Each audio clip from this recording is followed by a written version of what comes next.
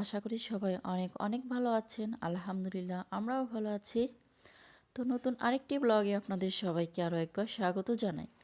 তো যাই হোক, মায়ের বাড়ি আসছিলাম, তো মজার মজার পিঠা খাবো না তাই কখনো হয়?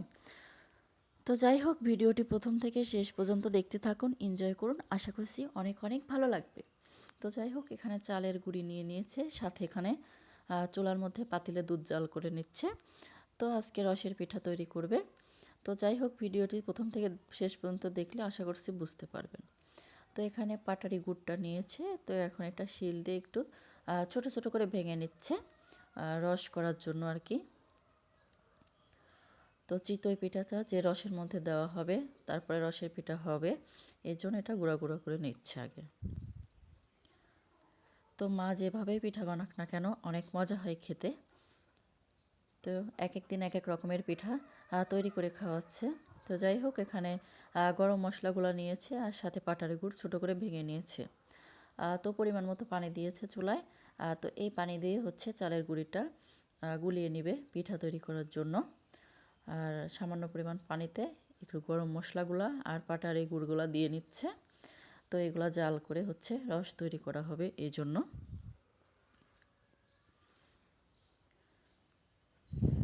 তো আপনি যদি আমার চ্যানেলে আজকেই নতুন এসে থাকেন, চাইলে আমার চ্যানেলটিকে সাবস্ক্রাইব করে নিতে পারেন। আর এই ভিডিওটি যারা ফেসবুক পেজ থেকে দেখছেন, চাইলে তারা পেজটা ফলো দিতে পারেন। আর আপনি যদি অলরেডি সেই কাজটি করে থাকেন, তো আপনাকে জানাই অসংখ্য ধন্যবাদ। তো গরম পানির ভিতরে চাউলের গুঁড়ি দিয়ে বেটার তৈরি করে নিচ্ছে আর কি। তো এইগুলা দিয়ে হচ্ছে পিঠা তৈরি করা হবে। তো পাটারি গুড়টা জাল করা শেষ, তারপর নামিয়ে নিবে। তো দেখতে পাচ্ছেন খুবই সুন্দর করে জাল করে নেওয়া হয়েছে। এখানে দুধটাও জাল করা শেষ। তো একটু ঠান্ডা হলে রস আর হচ্ছে দুধগুলো একসাথে মিলিয়ে দিবে, তারপরে পিঠা তৈরি করে ওর মধ্যে ছেড়ে দিবে আর কি। তো দেখতে পাচ্ছেন খুবই সুন্দর করে পিঠা তৈরি করে নিচ্ছে। তো পিঠাগুলো খুবই সুন্দর ফুল ছিল। তো এই পিঠাগুলো রসের মধ্যে দেওয়ার সাথে সাথে একদম নরম হয়ে যাবে, সফট হয়ে যাবে আর কি। তো খেতেও অনেক মজা হয়েছিল কাঁচা অবস্থায় পিঠাগুলো ভিজানোর আগে। তো এগুলো অনেকগুলো খেয়েছিলাম। তো এখন একে একে দিয়ে নিচ্ছে বেটারের ভিতরে আর কি, দিয়ে চুলার মধ্যে এগুলা দিয়ে হচ্ছে চিতই পিঠা আকারে তৈরি করে নিচ্ছে। বেশ অনেকগুলোই তৈরি করলো, আর একে একে এখন রসের ভিতরে ভিজিয়ে দিবে। তো এখন রসটা জাল করার পর ঠান্ডা হয়েছে একটু, তা দুধের সাথে মিলিয়ে দিচ্ছে। তো ভিডিওটির কোথাও কোনো অংশ ভালো লেগে গেলে প্লিজ একটা লাইক দিতে ভুলবেন না। আর ভিডিওটি যদি বেশি বেশি ভালো লাগে কমেন্টের মাধ্যমে জানাতে পারেন। চাইলে ভিডিওটি ফ্রেন্ড ও ফ্যামিলির মাঝে শেয়ারও করতে পারেন। তো এদিকে রসের সাথে দুধটা মিলিয়ে দিল, তারপরে একে একে সব পিঠাগুলো তৈরি করে রসের ভিতরে দিয়ে দিচ্ছে। তো গরম গরম অবস্থায় এভাবে পিঠা তৈরি করে দিয়ে দিলে পিঠাগুলো একটু নরম হয়, সফট হয়, খেতে ভালো লাগে আর কি। এই জন্য দিয়ে দিচ্ছে সাথে সাথে। তো কাঁচা পিঠাগুলোও খেয়েছিলাম, অনেক মজা হয়েছিল। তো মায়ের হাতের পিঠা বলে কথা।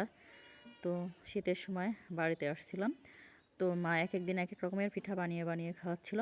তো আজকে যেহেতু চিতই পিঠা তৈরি করছিল, ভাবলাম আপনাদের সাথে ভিডিও আকারে শেয়ার করি। তো পিঠাগুলো বানানো প্রায় শেষের দিকেই, তার অল্প কিছু তৈরি করে নিলেই হয়ে যাবে পিঠা তৈরি আর কি। তো এগুলো আজকে রেখে দিবে, আগের দিন বিকেলে বানিয়ে রেখে দিয়েছিল, পরের দিন সকালে খেয়েছিলাম। তো শীতের সকালে এমন শীতের মধ্যে রসের পিঠা খেতে অনেক ভালোই লাগে শীতের সকালে আর কি। তো দেখতে পাচ্ছেন পিঠাগুলো খুবই সুন্দর হচ্ছিল। তো এগুলো রসে দেওয়ার সাথে সাথে একদম নরম হয়ে যাচ্ছিল। তো পিঠা তৈরি করা শেষ। তো এগুলো পরের দিন সকালে তো মা নিজের হাত দিয়ে বেড়ে দিচ্ছিল। তো দেখতে পাচ্ছেন সুন্দর পিঠা হয়েছে, খুবই সফট, খেতেও অনেক মজা হয়েছিল। আসলে বাড়িতে না থাকলে এগুলার মজা বোঝা যায় না। তো বাড়িতে আসলে এগুলা খেতে ভালো লাগে, অনেক মজা হয় শীতের সকালে পিঠাগুলা। তো দেখতে পাচ্ছেন খুবই সুন্দর পিঠা। তো ভিডিওটি প্রথম থেকে শেষ পর্যন্ত দেখার জন্য সবাইকে ধন্যবাদ। আপনাদের সবার সুস্বাস্থ্য ও দীর্ঘায়ু কামনা করে আজকের ব্লগটি আমি এখানেই শেষ করছি। আল্লাহ হাফেজ, আসসালামু আলাইকুম।